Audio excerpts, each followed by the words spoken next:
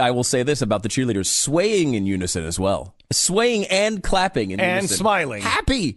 These people are happy. You know who Look they're at the not, smiles on their faces. You know who they're not like? Who? That drag Mike Pence. You see him? Oh, yeah. Do you see him? Mm-hmm. These people are all happy. Mm-hmm. He's at Dachau, and he's moping around Dachau. Mr. Frumpy Face at the concentration camp. They experimented on people. Yeah, whatever. Have you seen the North Korean cheerleaders? Maybe that'll bring a smile to your face, Mr. Frumpy. Sure, they murdered millions, but where are your pearly whites? I don't see them. Oh, my gosh. Come on, Mike. Show us that glistening smile. That is the coverage. This is incredible. So the same weekend that they were saying how great Kim Jong-un's sister is, who is the minister of propaganda. That is like saying, that Goebbels cat, boy, can he tell a story.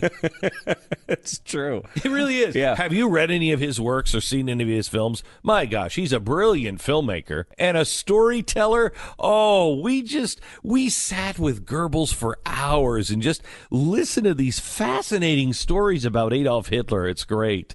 That's what they did. Oh, my gosh. Kim Jong-un's sister? Oh, she's a delight. Have you seen any of her work back home? Well, I mean, you could see it here with the cheerleaders. That was all her work. Isn't she brilliant? No glass ceiling in North Korea, I guess. I guess not. And by the way, we should include her full title, because she runs the Department of Propaganda, but it's the Propaganda and Agitation Department. Is the full title. Who's she agitating? I don't know. They all seem so happy. Well, it doesn't seem anybody there is agitated. They're all just, they're well, except for the people who are, they do this great thing in the concentration camps in North Korea because they don't have enough bullets. They don't want to waste any bullets. So what they do is they throw infants up in the air in the concentration camps, and then they try to catch them with a sword. Oh, wow. Yeah. Wow. That's quite no. But it's happy. They love doing it. Oh, they do? Oh, yeah. The children love it. The parents love it. The guards at the camp, they love it. It's wonderful. Yeah, this is not the society to show as a happy-go-lucky group of folks when you're covering the Olympics. Every time you bring up North Korea, it should be surrounded by the fact that it is an entire prison-sized concentration camp. That should be the only thing you talk about when you talk about them. It should not be, look at how happy they are. Look at them all clap in unison. Look at how pretty Kim Jong-un's sister is. Look how mean Mike Pence looks. Look at how she's giving him the side eye.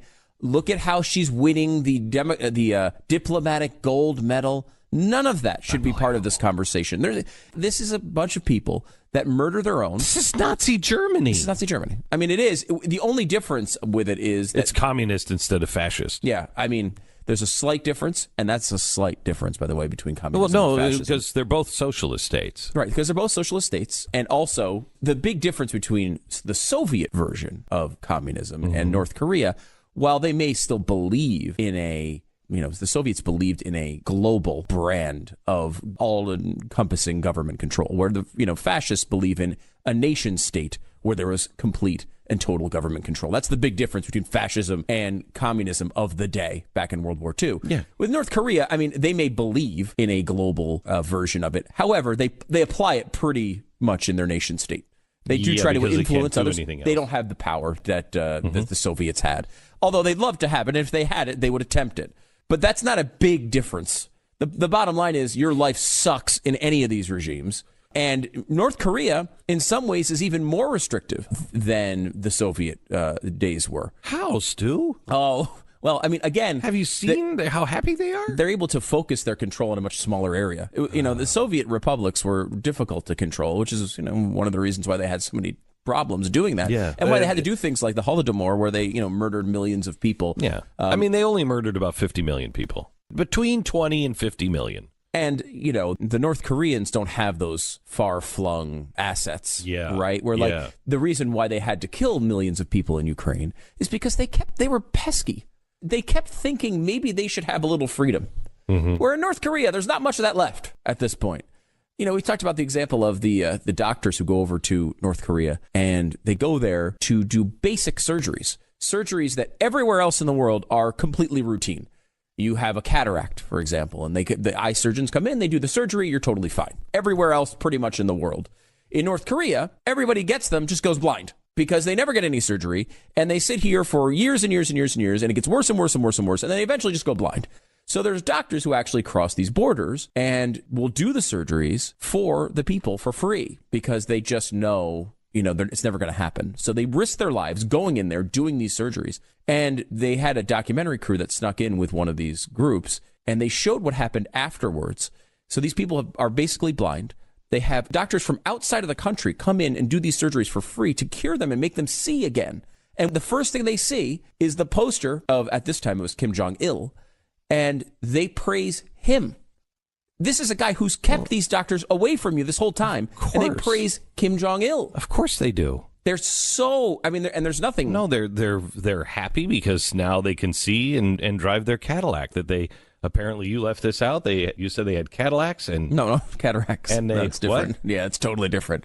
Totally different thing. Oh. Not nearly as nice. Kim Jong-il had given them all Cadillacs. No. And of course, a doctor is going to, okay, that's cool. But now I can drive my Cadillac. Maybe I can drive someplace where there's food. I don't know if it's just because they think North Korea is in a fight with Trump, so they have to praise North Korea. I don't know if it's they just don't care. I don't know what the reasoning is. The left does not care. The left doesn't care about communists. It never has. It loves them. Where are the apologies from people like Michael Moore and Oliver Stone to the people of Venezuela? Where's the apologies? Oh, we thought this was a great system. We helped talk everybody into this. We think this is great. They're now eating the dog on the street. They're eating rats to stay alive. Where is the apology? It's not coming, so don't look for it, because they don't mind people suffering for the experiment of communism.